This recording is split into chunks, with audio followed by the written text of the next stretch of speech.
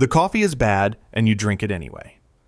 Gate C1, Kuala Lumpur International Airport, 12:10 in the morning, and the fluorescent light above your head hums at a frequency that makes your back teeth ache. Around you, 238 other passengers move through the slow choreography of boarding. A family redistributing hand luggage, a cluster of students comparing phones, an older couple who navigate the aisle with the careful deliberateness of people who've learned not to rush. The gate display reads MH370, Kuala Lumpur, departure 12:41 a.m. Through the floor-to-ceiling glass, a Boeing 777-200ER sits on the tarmac, fully lit, white and massive in the way that only registers when you're standing right beside one. You find the drawing during boarding. Your daughter drew your family in the front yard. You, your wife, herself, and a creature rendered in brown crayon that might be a dog or might be a very ambitious cat. You don't own either. You smile at it and tuck it into the seat pocket in front of you. Seat 35K window. The left wingtip light blinks a steady red in the darkness outside. You put your headphones on. You close your eyes before the doors even shut. You fall asleep somewhere over the Gulf of Thailand. You wake up and something is wrong. You can't name it immediately. The cabin is in its overnight configuration, window shades mostly down, overhead lights dimmed to a bruised purple gray, maybe a third of passengers still awake. Normal. But the entertainment screen in front of you is dark. Not screensaver dark. Off. The flight tracker that was showing your position, your altitude, your estimated arrival, is gone. The hum of the engines has shifted. Not louder, not quieter, but different in some way your body registers before your brain does. The way you register a step that isn't there in the dark. You check your watch. 1:21 a.m. 40 minutes airborne.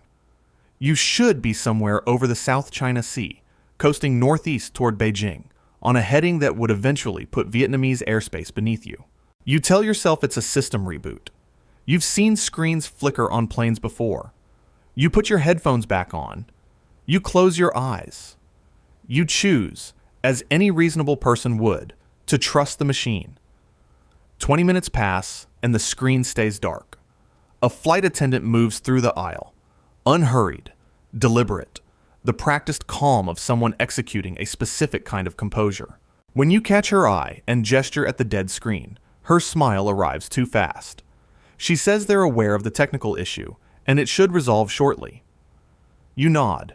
She moves on. But you watch her walk to the forward galley and pick up the interphone. She speaks into it briefly. Whatever comes back makes her hold very still for just a moment. 2 seconds, maybe 3. Before she replaces the handset and turns to her colleague with an expression you aren't meant to see. You open the window shade. Outside, darkness and stars, clean and cold and completely featureless. No city lights below. No coastline glow. At this point in the flight, there should be something. The scattered amber grid of a coastal city. Fishing boats. Something. Instead, the South China Sea is a black nothing that goes to every horizon. You pull out your phone. Airplane mode since boarding. You open the compass. It's a reflex, not a plan. The instinct of an engineer who defaults to instruments when something doesn't add up. The heading reads 231 degrees, southwest. You should be flying northeast. According to military radar data later analyzed by the official accident investigation, the aircraft executed a turnback across the Malay Peninsula sometime around 1:21 a.m., flying a course with no relationship to its filed flight plan. At the moment you're reading your compass, you are not over Vietnam. You are crossing back over your own country, heading for the Strait of Malacca, and beyond that, the Indian Ocean. Your mouth has gone dry. Around you, 30 people are asleep. You press the call button. The attendant arrives in under 30 seconds, faster than usual, and you ask her quietly what's happening. There has been a minor navigation system issue, she says. The crew is managing it. Everything is under control. Her voice is a locked room. Her eyes are telling you something her professional vocabulary is not permitted to say. You make a decision. You are not going to stand up. You are not going to shout. You have been awake for 19 hours, counting the conference dinner the night before, and your body is exhausted. But your mind has gone very still and very clear in the way it does when a problem resolves into its simplest form. The screens are dark. The heading is wrong. The crew is maintaining a specific calibrated calm that is different from ordinary calm, the way a held breath is different from breathing. You open your laptop, you still have battery, you begin to write. The letter is addressed to your wife. It starts with the most ordinary sentence you can think of, because the most ordinary sentence is also the most accurate. I was thinking about coming home. You write about the day you met, about the specific sound your daughter made in the first 10 seconds after she was born, about the front yard from the drawing, about 17 Sundays you never thought to catalog while they were happening. You write everything you would have distributed across years of ordinary dinners, compressed now into the only medium still available. You try the in-flight Wi-Fi, offline. You try your phone's cellular signal. Nothing. You are over open ocean, beyond any tower's reach, and the last point at which a ground station received an automatic satellite handshake from this aircraft was, according to Inmarsat data, that would later become central to the official investigation, at 2:25 a.m. After that, the plane exists in a kind of formal silence, known to be airborne, impossible to locate. The search corridor that silence would eventually generate spans thousands of kilometers of the southern Indian Ocean, the most remote body of water on the planet. No one is coming, not because they won't try, because they don't know where to look. You look at the drawing in the seat pocket. The crayon colors in the dimmed cabin light are muted, but still specific. The rust orange of the house, the bone white of the front walk, the brown figure that is supposed to be you. Across the aisle, a man in his 50s is awake. Businessman type, laptop open, and he has clearly arrived at the same calculation by a different route. He catches your eye. You share a look that has no social category. Two strangers who have independently concluded the same terrible thing. He nods once, slowly. You nod back. Neither of you says anything. There is nothing to say that would change the heading. Dawn is beginning at the far edge of the horizon, a seam of pale gray separating the ocean from the sky, spreading at the pace of something that doesn't know or care what's happening inside this cabin. The Indian Ocean at first light, from 35,000 feet, is a violet-black nothing in every direction. No ships, no coastline, no lights of any kind. Your laptop is at 8% battery. You finish the letter. Then you add 4 paragraphs at the bottom.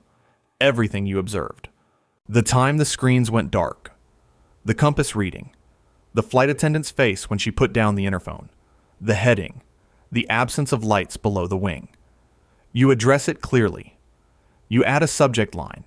For whoever finds this. MH37. O. March 8th, 2014. You save the document with a file name your daughter would recognize. Her nickname. The one only you use. The one that would mean this is from Dad to exactly one person on the earth. You close the laptop. You take the drawing out of the seat pocket and hold it in both hands. You put your headphones in and find, in your downloaded music, a song your daughter made you listen to 17 times on the drive to the airport. You press play. The engine note changes, barely perceptible, but your body registers it. A slight reduction in thrust, a shift in the quality of the hum that has been the constant texture of the last 7 hours. The cabin is still dark. It still smells of recycled air and the cold remnants of a meal served hours ago. Around you, people are still sleeping. They are going to keep sleeping. The last Inmarsat satellite handshake from MH370 was logged at 8:19 a.m. on March 8, 2014, according to the official Malaysian Safety Investigation Report. After that timestamp, silence. How far the plane flew past that point, at what altitude, toward what final heading, remains unconfirmed to this day. Here is the irony the universe built into this story. The letter, the observations, the file name your daughter would know, none of it matters. Not because the love wasn't real or the words weren't true, but because the aircraft is at the bottom of the Indian Ocean, in water that reaches 6,000 meters in depth, in a search corridor spanning thousands of square kilometers, and almost nothing has ever been recovered. A flaperon fragment, confirmed by French authorities as belonging to MH370, washed up on Réunion Island in 2015. A handful of additional debris pieces on distant shorelines. No fuselage. No flight recorders. No laptops. The search became the most extensive and expensive in aviation history, according to Australian Transport Authority records, and what it found was the scale of the ocean. The ocean did not negotiate. You spent your last hours making absolutely certain someone would find the truth. The truth is still down there. That is not a storytelling device. That is what happened. MH370 disappeared on March 8, 2014, with 239 people aboard, and as of today remains one of the least resolved aviation disasters in recorded history. The 2018 Malaysian Safety Investigation Report concluded without a confirmed finding on cause. The families of those 239 people have waited more than a decade for an answer that has not come and may never come, because the Indian Ocean is 70.56 million square kilometers, and human technology has limits that grief does not. They were engineers and students and older couples and families rearranging luggage at midnight gates. They were ordinary people on a routine flight who trusted the machine, the way all of us trust the machine every time we buckle in and close our eyes. If this story gave you anything, let it be that, not the mystery, but the 239 ordinary lives that ended without explanation, and the people still waiting to know where they went. If that landed with you, drop a comment with what stayed with you after this one. Subscribe so you don't miss the next deep dive. See you on the next one.